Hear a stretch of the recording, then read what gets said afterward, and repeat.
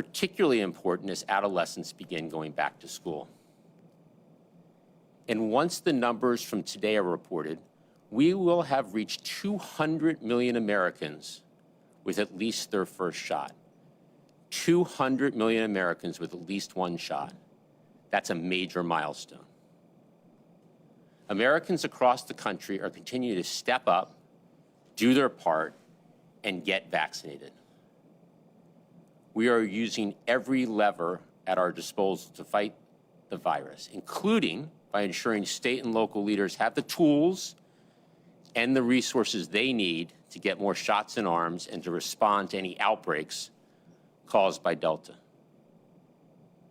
Our COVID-19 surge response teams are a whole-of-government effort with experts and personnel and resources from HHS, CDC, FEMA, the Department of Defense, and the Department of Veterans Affairs. These surge response teams are now working with 16 states to address their particular needs, from deploying hundreds of personnel to provide medical care, to standing up free testing sites, to surging critical assets like ventilators and ambulance to strained health systems, to getting shots in arms, including through the use of mobile clinics, to sending and supporting the use of life-saving treatments. And we will continue working closely with states to do all that we can and to match resources to their needs. Just yesterday, President Biden directed FEMA to continue fully reimbursing states, tribes, and territories for all eligible COVID-19 emergency response costs through the end of the calendar year, a 3-month extension of the order he signed on his first full day in office. Importantly, this maintains 100% federal reimbursement for state deployments of National Guard personnel for critical COVID-19 missions. President Biden committed to the American people that he would do everything in his power to end this pandemic. And from his first day in office, the president has marshaled a wartime effort to do exactly that. We've been preparing for every scenario, including the potential need for vaccine booster shots. Our approach on booster shots is simple, and it's consistent with our approach on every other front of this war. Be guided by the science, and always, always stay one step ahead of the virus. Now let me turn it to Dr. Murphy to discuss our booster plans, and then Drs. Walensky and Fauci to discuss the science behind the plan. Over to you, Dr. Murphy. Well, thanks, Jeff, and it's good to be with all of you again today. Today, I want to update you about where we are regarding boosters for fully vaccinated individuals. Our top priority has always been protecting people and their families with from COVID-19. And we have been fortunate to have safe, effective vaccines that offer outstanding protection against the worst outcomes of this virus: severe disease, hospitalization, and death. The COVID-19 vaccines that are authorized in the United States have been remarkably effective, even against the widespread Delta variant. But we know that even highly effective vaccines become less effective over time. Our goal has been to determine when that time might come for the COVID-19 vaccines, so we can make a plan to take proactive steps to extend and enhance the protection the vaccines are giving us.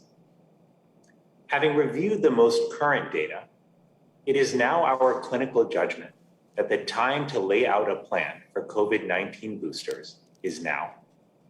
Recent data makes clear that protection against mild and moderate disease has decreased over time. This is likely due to both waning immunity and the strength of the widespread Delta variant. Even though this new data affirms that vaccine protection remains high against the worst outcomes of COVID, we are concerned that this pattern of decline we are seeing will continue in the months ahead, which could lead to reduced protection against severe disease, hospitalization, and death.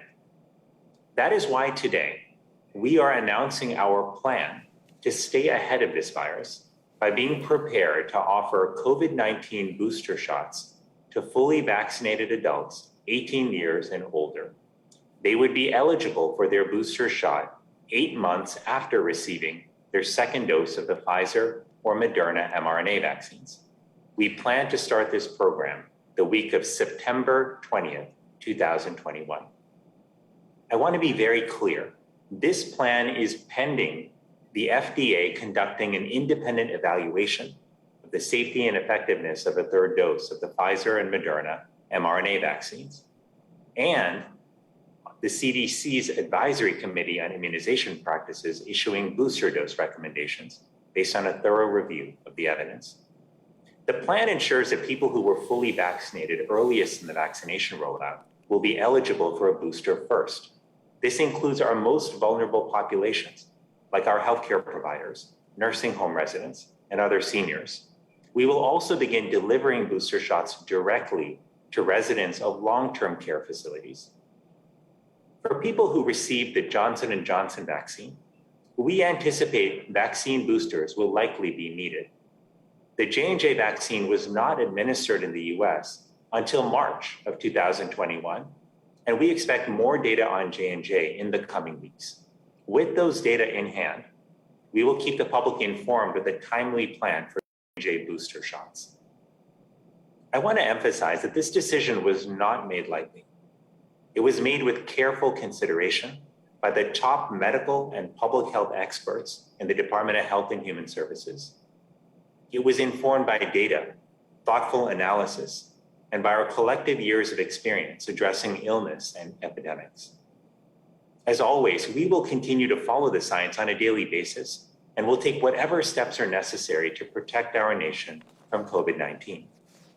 This plan to administer booster doses does not change our commitment to vaccinating those who are not yet vaccinated here in the US and around the world. The overwhelming majority of hospitalizations and death continue to occur among the unvaccinated. We will continue to ramp up efforts to increase vaccinations here at home and to ensure people have accurate information about vaccines and access to vaccinations. We will also continue to expand our efforts to increase the supply of vaccines for other countries, building on the over 600 million doses we have already committed to donate globally. We understand well that global pandemics require a global response and strong leadership, and we will not stop until America and the world are vaccinated against COVID-19.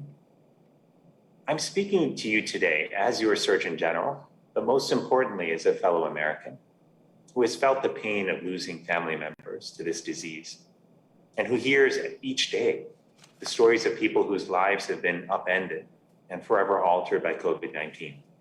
The brave doctors and nurses in our hospitals, the teachers working to get our kids back to school, and the frontline workers who have put themselves on the line to make sure we can get groceries and supplies. We all want this pandemic to be over. And right now, our quickest path to getting COVID-19 under control once and for all is getting vaccines to those who need them as quickly as possible. So here's what you need to know. If you are fully vaccinated, you still have a high degree of protection from the worst outcomes of COVID-19, severe disease, hospitalization, and death. So we are not recommending that you go out and get a booster today. Instead, starting the week of September 20th, fully vaccinated adults could begin getting their booster shots 8 months after their second shot of an mRNA vaccine. And finally, all of us must do everything we can to protect our communities from COVID-19. That means encouraging our family and friends, our patients and students, our coworkers and neighbors to get vaccinated. That is our path to ending this pandemic. I'll now turn it over to Dr. Walensky, who will walk us through some of the data that help inform our decision to take action now. Good morning, Doctor. Good morning, everyone. And as Dr. Murthy mentioned, I want to provide an update on vaccine effectiveness. Today, we are releasing 3 articles in MMWR with data I will now describe that are helping to inform our booster plans. Recognizing that for most vaccines, there is a reduction in protection over time, We have been analyzing the data closely from a number of cohorts in the United States and around the world to understand how long protection from the initial COVID-19 vaccine series will last. Examining numerous cohorts through the end of July and early August, 3 points are now very clear. First, vaccine-induced protection against SARS-CoV-2 infection begins to decrease over time. Second, vaccine effectiveness against severe disease, hospitalization, and death remains relatively high. And third, vaccine effectiveness is generally decreased against the Delta variant. So let's jump into the data. On this slide, you will see 2 studies, one from New York and one an analysis of data from the Mayo Clinic. From May 3rd through July 25th, New York examined COVID-19 tests and linked them to individuals' vaccination status based on the state's vaccine records.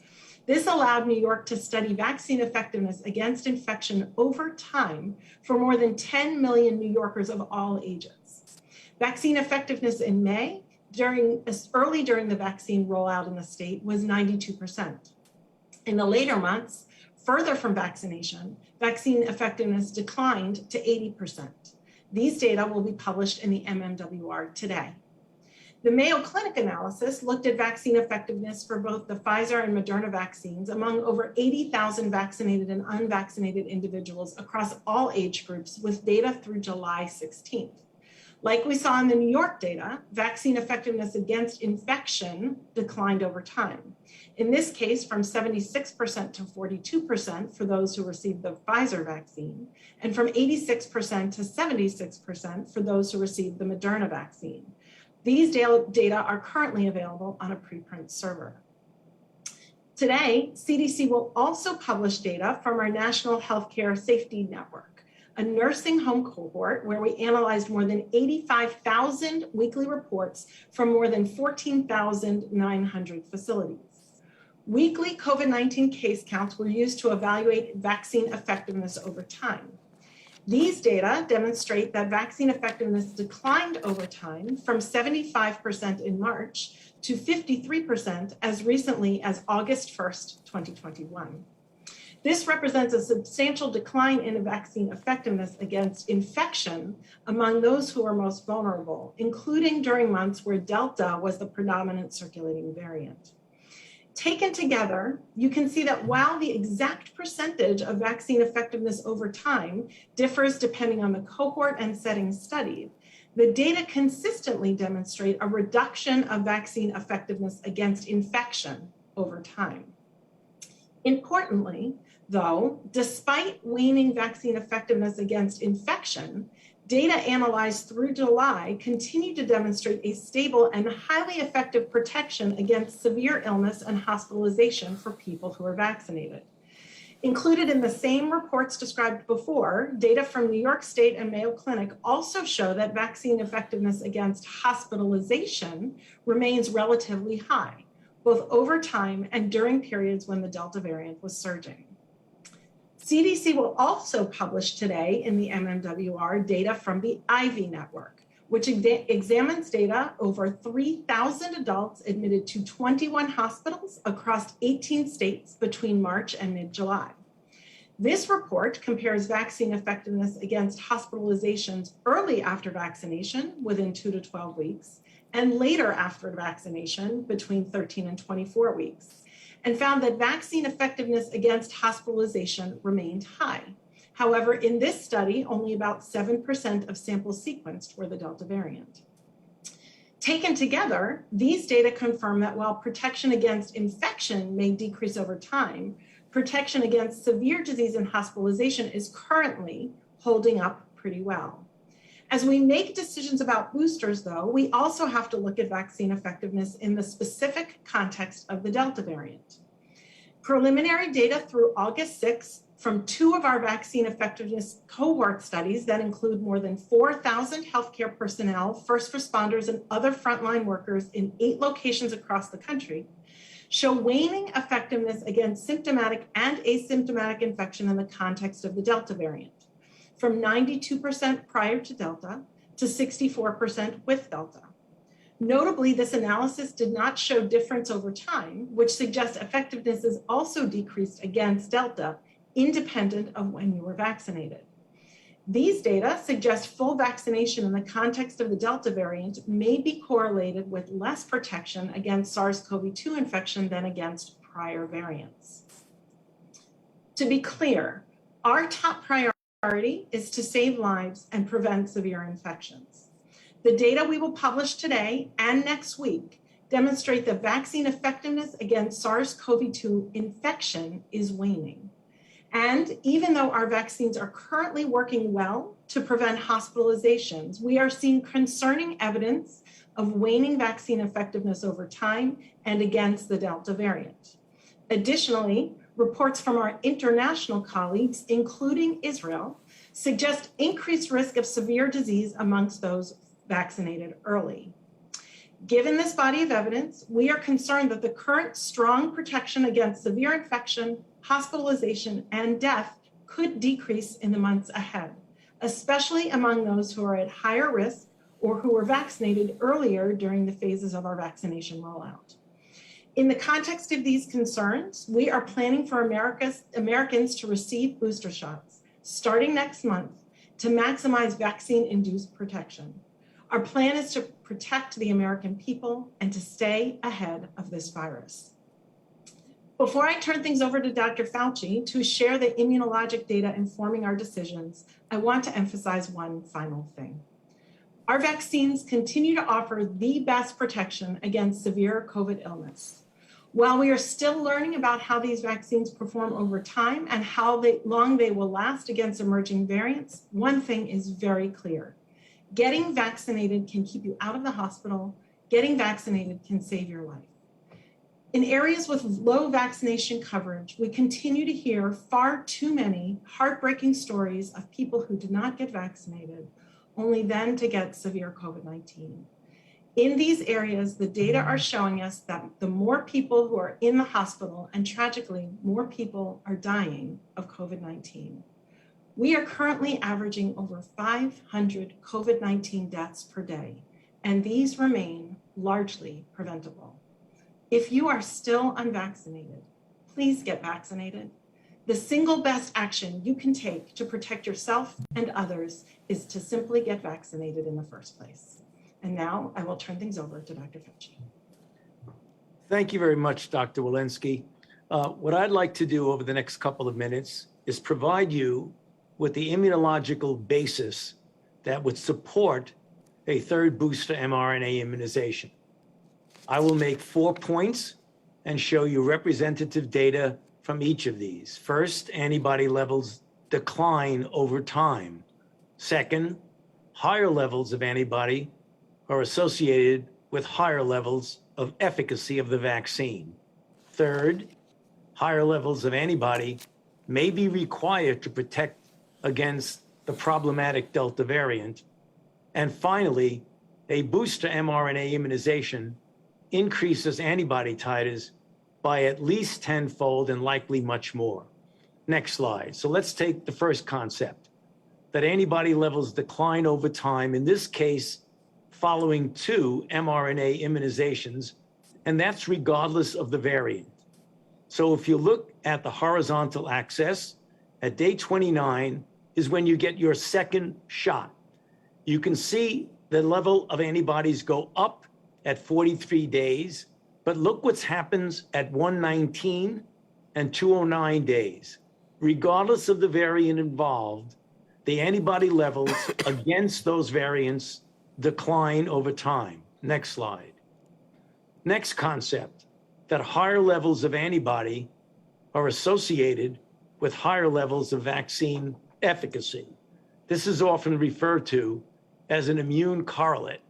And this is a paper recently published in a preprint server. And what it shows is that a model of vaccine efficacy, in this case, based on the Moderna phase 3 trial, showed that 4 weeks after the second dose, that what you have is a serum neutralization titer of 1 to 100, which goes up from the vertical red line. That gives you an efficacy of 91%. But if you look at the dark black line going from left to right, as you go further up, you get a higher degree of efficacy.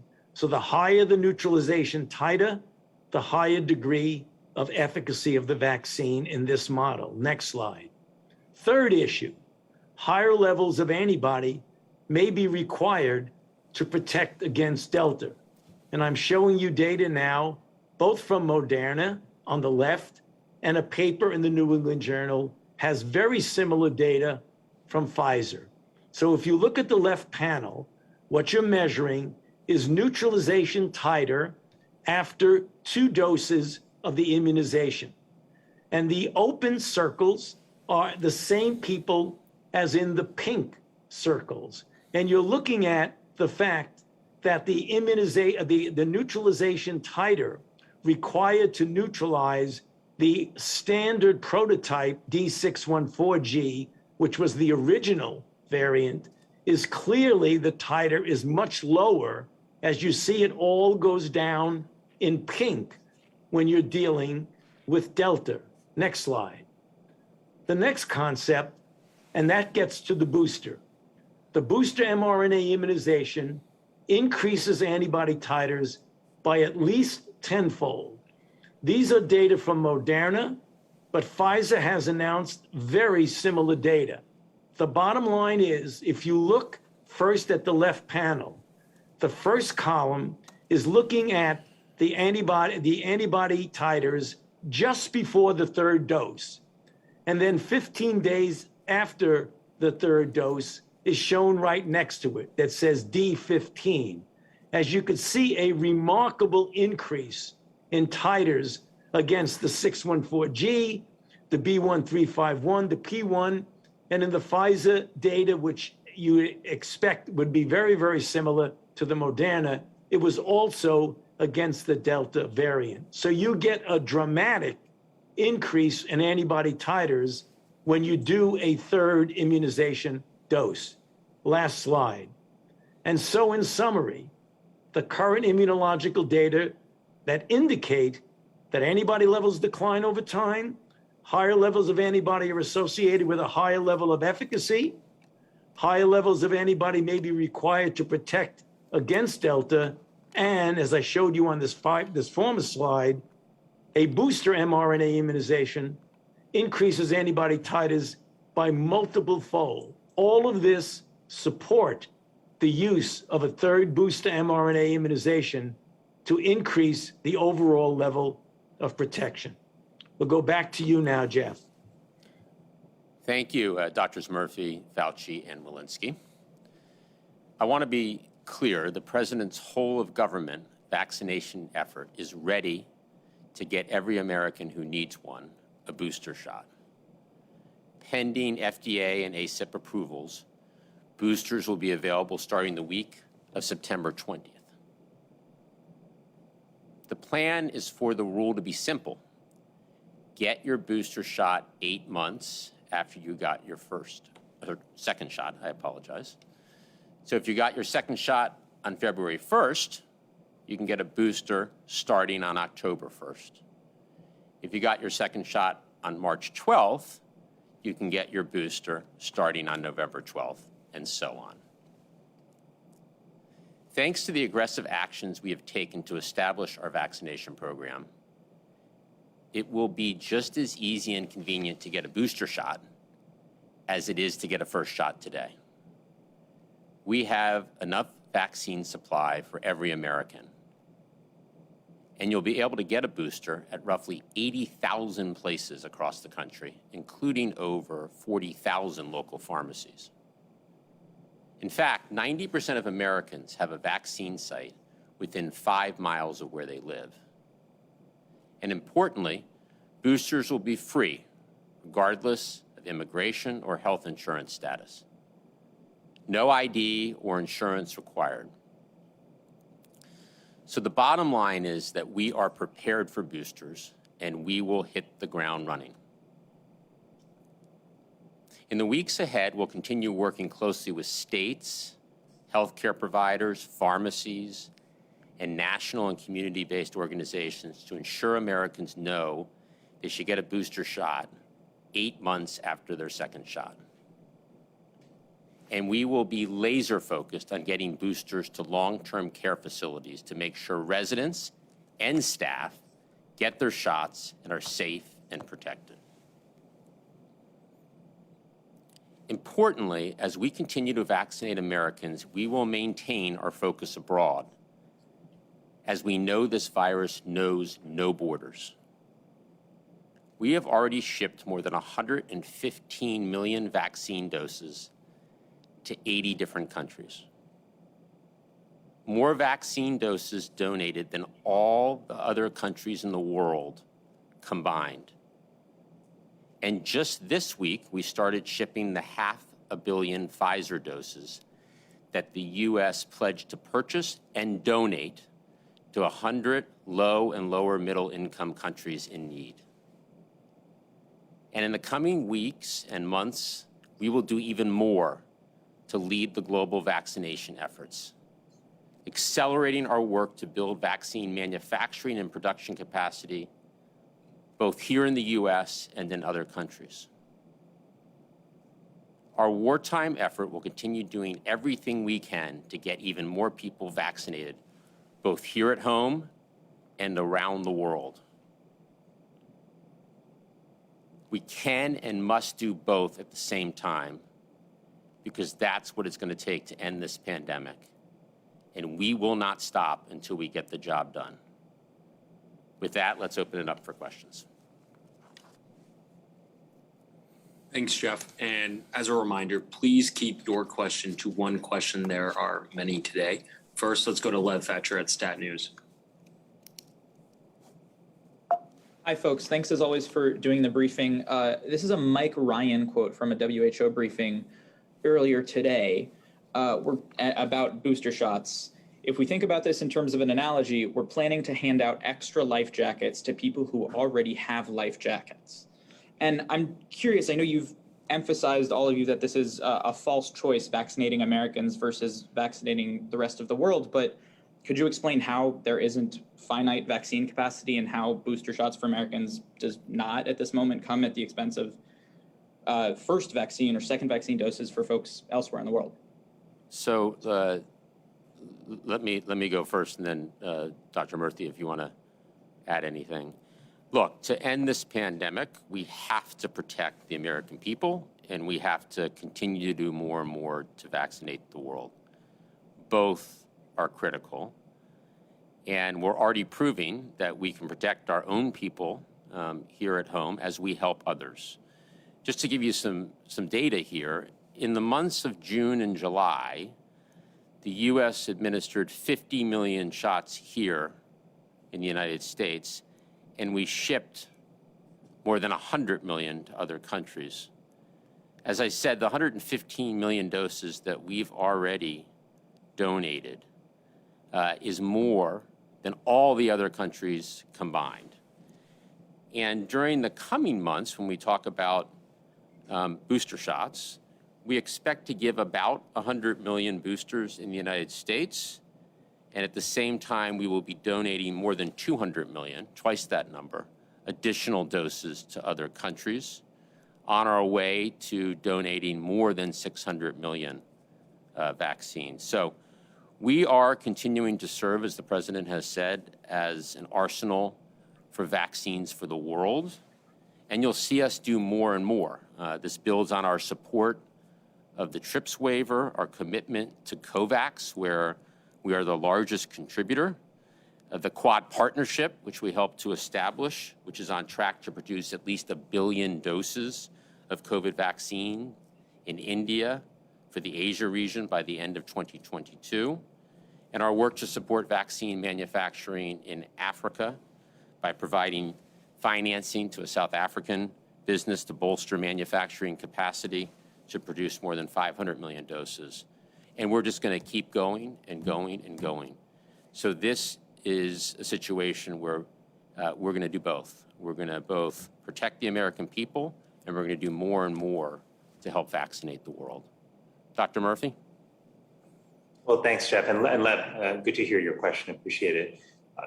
Look, I do not accept the idea that we have to choose between America and the world. We clearly see our responsibility to both, and that we've got to do everything we can to protect people here at home while recognizing that tamping down the pandemic across the world and getting people vaccinated is going to be key to preventing the rise of future variants. We know that, we see that clearly, and we believe we have to work on both fronts as we have been.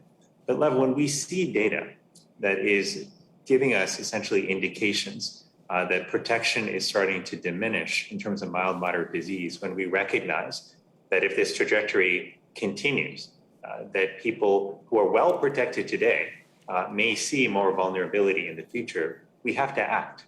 The science tells us that, our clinical judgment tells us that, and that was a collective decision of the top public health and medical experts in this administration. So again, we will do everything possible to protect people in our country. That's why we're announcing this booster plan.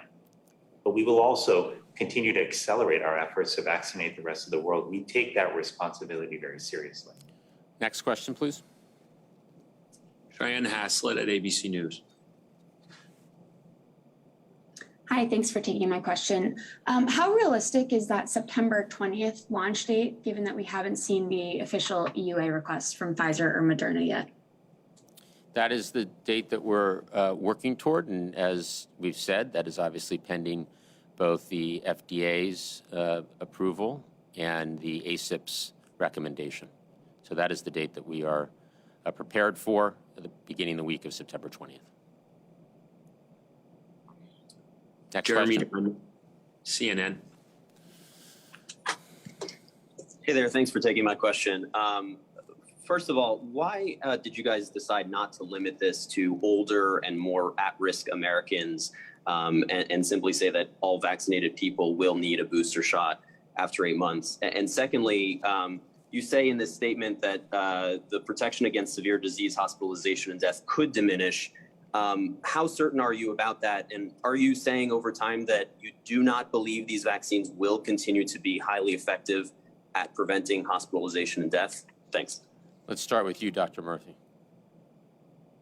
Well, thanks, Jeremy, for that question. Look, first I would say that when we look at the data, we see a reduction in protection against mild to moderate disease across age groups. And that was an important part of why we made this recommendation for all adults. We want to protect all adults in our country from the worst effects of COVID-19. But our plan does prioritize the most vulnerable. If you look at how we began vaccinating people, Jeremy, over at the beginning of the vaccination effort, we prioritized healthcare workers, long-term care facility residents, and the elderly. And those are exactly the same populations that we will be starting with. So we do prioritize the most vulnerable. We think that's going to be essential, in our goal to ultimately to protect the country and save the most lives. Next question. Alice Park at Time.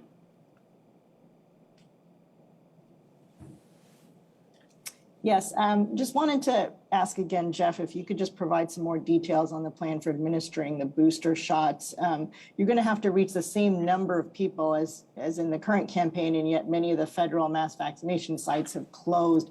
So does that mean we can expect to see more doses shipped to doctors' offices, pharmacies, smaller clinics, and will states continue to be the intermediary for managing that and distributing that? And secondly, for Dr. Fauci, can you tell us, you focused a lot on the data looking at antibody responses to vaccines. Can you tell us what we've learned about the T-cell response and what role that plays in any decision to recommend boosters or, continue to recommend boosters in the next year or even years to come? So the first question, there are 80,000 sites across the country. As I mentioned, 90% of Americans live within 5 miles of a site. The booster will be administered at the 8-month mark, beginning at the 8-month mark. We're going to be working very closely, as we have throughout, with governors and local state officials to make sure that we have the number of places for people to get vaccinated in a convenient way, enough vaccinators in the field. FEMA stands ready to help in any way. As I mentioned, that reimbursement's been extended, 100% reimbursement. So we will make sure that it is convenient and easy for all Americans to get their free vaccine, their booster shot, at or around their 8-month mark. Over to you, Dr. Fauci. Yeah, thank you for that question, Alice. There, no doubt T cells will play a role, very likely in not preventing initial infection, but in the progression of disease in the situation that T cells usually do in eliminating or blocking against infected cells. The issue is that they are not as easy at all to measure in the standpoint of large volumes of cohorts.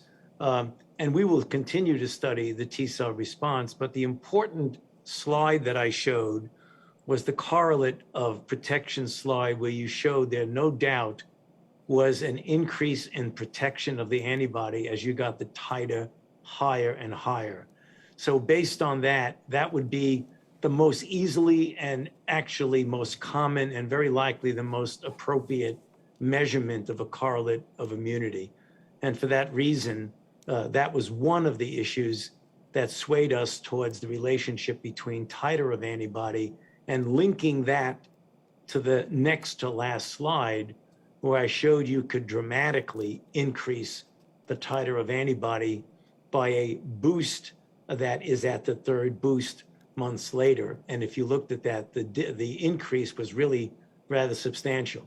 But again, not to downplay the ultimate potential importance of T cells, but if you look at the relationship between antibody titer and vaccine efficacy, it looks pretty good. Next question, please. Ouija at CBS.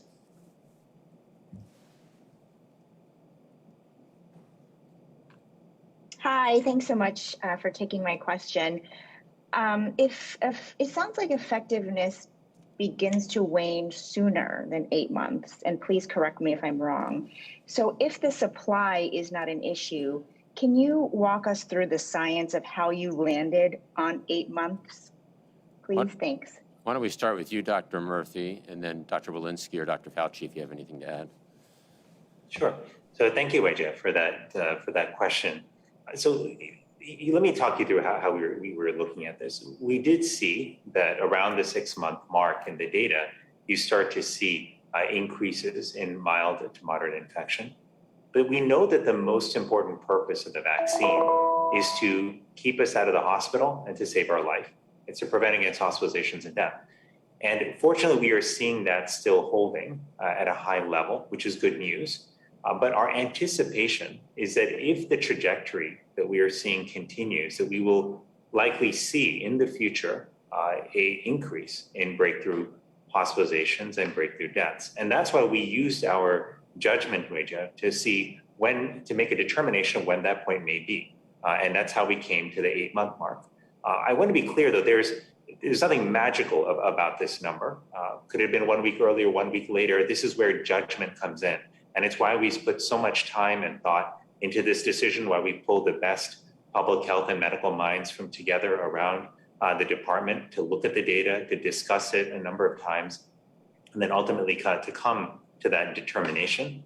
And lastly, let me just say this, Weijia. We have said over the last several months that we are looking at the data closely, and when we see a signal, that we will let the public know and tell them what our plan is. And that's exactly what we're doing today. We put the best minds together in administration. We looked at the best data that we had. We saw a signal. And now we are sharing our assessment with the public with a plan for how to make sure that the protection people still have today from the vaccine will continue in the future.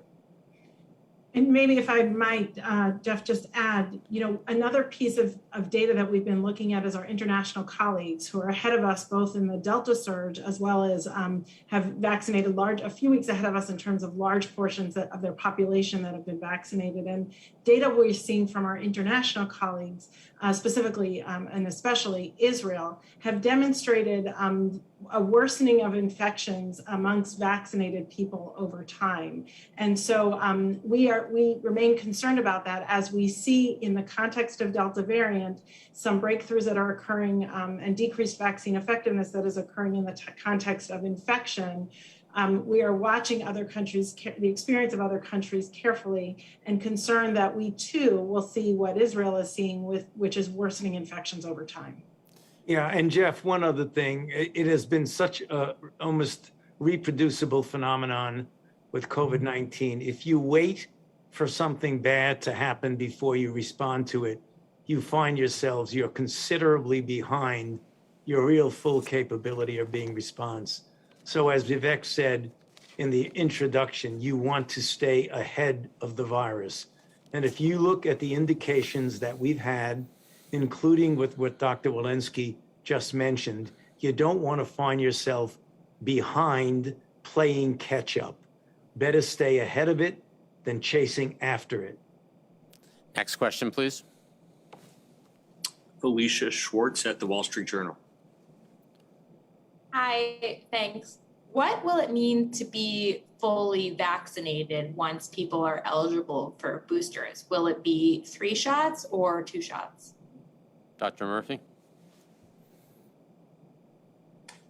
Well, so on that question right now, I think what's very important for people to know is that if you've gotten both shots of your mRNA vaccine, you are fully vaccinated right now. You have a high degree of protection against the worst outcomes of COVID-19.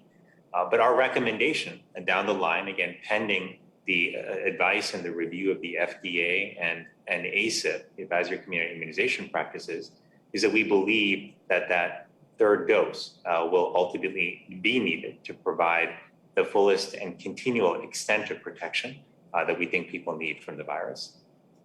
Next question. Josh Wingrove, Bloomberg. Hi there. Dr. Walensky, you addressed this earlier a little bit, but I'd like you to expand on what has changed. I mean, 5 days ago, with the decision on immunocompromised people, for whom this is a pretty different scenario. Those are people who didn't have great protection in the first place, as opposed to having waning protection. You made a point of saying repeatedly that booster shots weren't needed for the time. And now 5 days later, not only are they being announced, but they're being announced for everyone. Is it the Israeli data in particular that changed your mind? Why the change of position over 5 days? And can you also clarify, Dr. Murthy said this is only adults. Pfizer was EUA'd for 16 plus in December, so we're not that far away from 16 and 17-year-olds being eligible. Should they get a booster when they are at 8 months, or should they not get a booster when they are at 8 months? Thank you. Thank you, Josh, and thanks for actually noting that clarification. So we made, based on the FDA review and ACIP, and exactly as you said, the note that immunocompromised people actually never got really a good immune protection to begin with. We noted that as of now, we should be offering a third dose of vaccine to our immunocompromised people, anyone immunocompromised who's eligible for vaccination. However, what we've seen over the data that really has been analyzed over the last week or two from data through July, because it was important to really understand the impact of the Delta variant here, we are starting to see waning immunity with regard to symptomatic infection, not severe infection, but symptomatic infection. So we're staying ahead of this virus.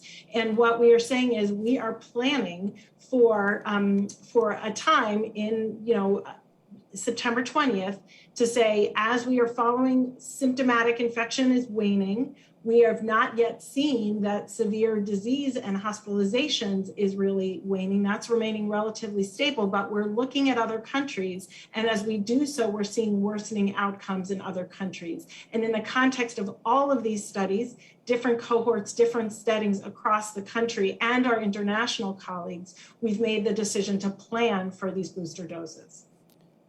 Dr. Murthy, do you want to address the 16, 17-year-olds?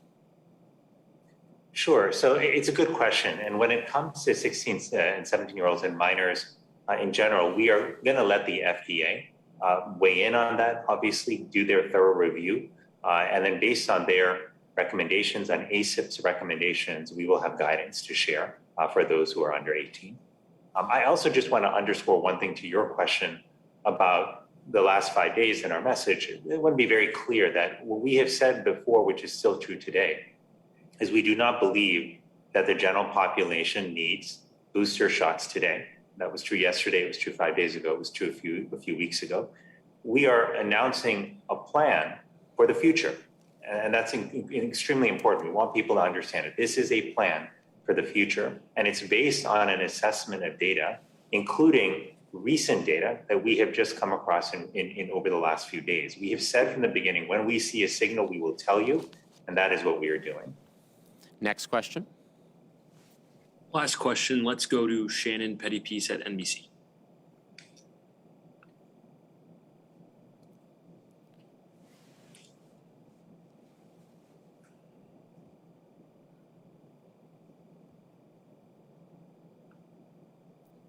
Kevin, we're not hearing a question. We are not.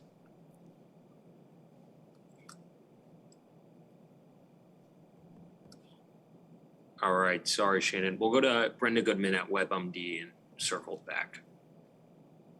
Oh, hey, can you guys hear me now? Oh, I'm sorry. I found myself in a mute nightmare. You've got a bit of an echo. Go ahead, please. Okay.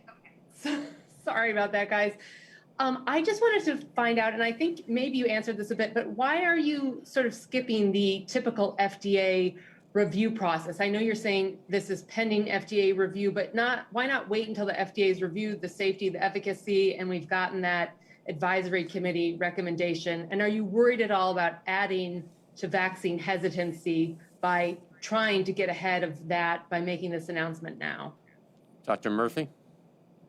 Well, I'm glad you asked that question. And I want to be very clear, we are not skipping the very important FDA and ACIP process here. They have an incredibly important role to play in evaluating safety and making recommendations for vaccines. We respect that, we honor that, and that will be a part of this process as well. But the reason that we are not waiting for many more weeks to announce this, it falls into two buckets. One is transparency. We have told the public when we see a signal in the data, we will tell them when we are concerned, when we think boosters may be required down the line.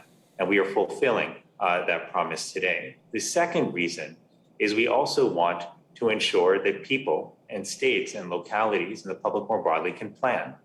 You can't turn on a booster effort with the flip of a switch. We have to lay the groundwork. We've got to make sure people understand this, that we communicate often about it. So when we were ready to go and start offering boosters, everybody understands what has to be done and who needs to be boosted.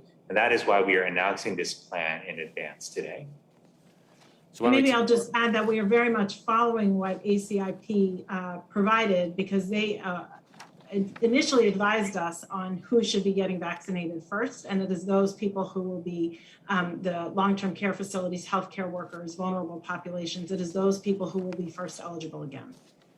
Okay, so why don't we take the last question, Kevin? All right, Brenda.